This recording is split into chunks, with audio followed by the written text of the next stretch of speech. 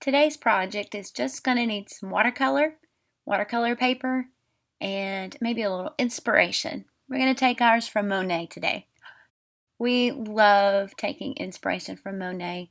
His paintings they're just beautiful. This book is probably 30 years old. You can go online and find several Monet paintings that maybe you have one that's your favorite. But we're going to do the bridge over the water lilies today. This is one of our favorite paintings from Monet. We're going to take watercolors and match them up pretty closely, and it's an impressionist painting, so we're going to take an impression of his artwork. We're going to try our best and add some glue and some salt and elevate the salt and watercolor paintings everyone is doing right now on Pinterest. Why not throw it on a Monet? We're going to do them in layers. So the first layer is going to be just a good wash of background with our watercolors to get the greens in. We can always add more watercolor, but it's hard to take it away. And if you look at the Monet painting, there are green areas, there are dark areas, blue, green areas, and even olive tones. So you just want to kind of layer in that background that best or the closest resembles your inspiration painting.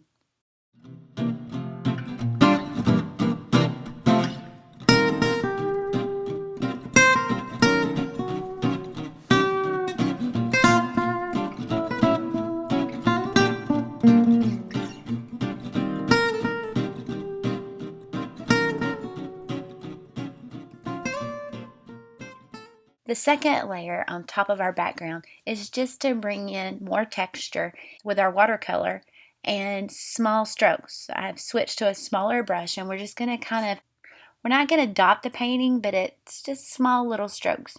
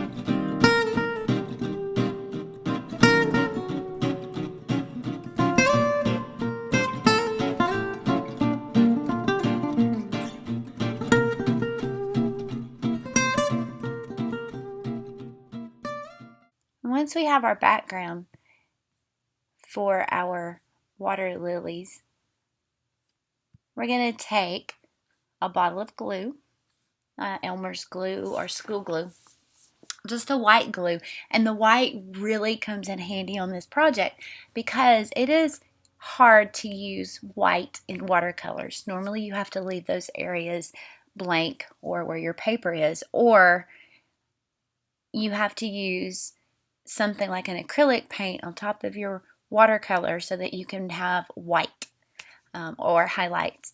But the glue is white, and when it dries with the salt, we have these white areas, and so it works in our favor. We're going to draw the bridge with our glue, and it's mainly semicircles, but to have a top and bottom to the top railing of your bridge and the top and bottom of the base of your bridge, you're going to end up using 2 lines. So in all, you do 2 lines close together at the top, 2 lines close together at the bottom, and then 1 line in the middle that will be curved. You're going to do 2 curved lines, semicircle lines at the top for your railing, 2 just identical lines close together at the bottom for the base of your bridge, and then a single semicircle or a curved line in between those 2 areas as your guardrail. Then we will add our vertical lines to bring in the railing on the bridge. We'll use the glue to bring in our water lilies on our water. And just keep those lines staying horizontal, and you can zigzag in, and then it's okay if you have some puddles or bigger areas. That will just mimic the flowers.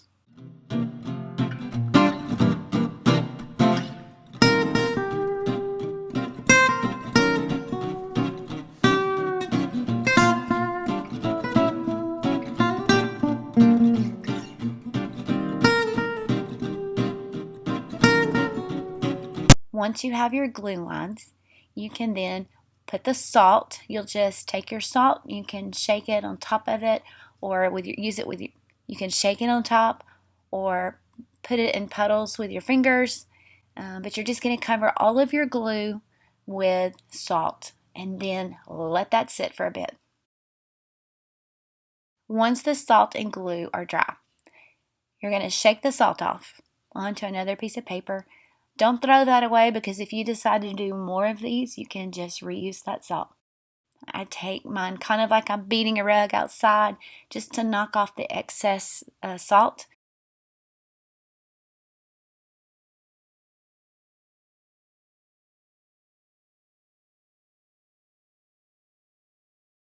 Now that we have our salt lines, take your watercolor on your paintbrush and just touch the salt glue lines, and you'll see the water kind of spreads out and expands as it goes into those salt lines.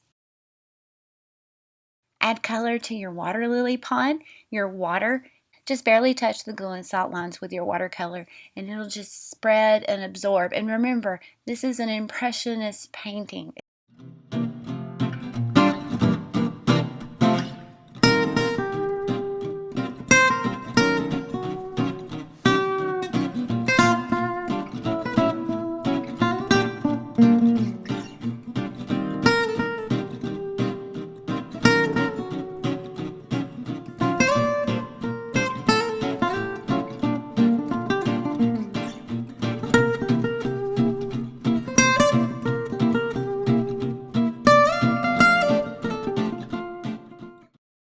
To make your bridge have depth, use a darker paint color just under the edge of all the lower lines. So if it's the water lily pond, it'll be the bottom of each line. On the bridge, it will be on the railing, it will be some of the top, some of the middle, some of the underneath.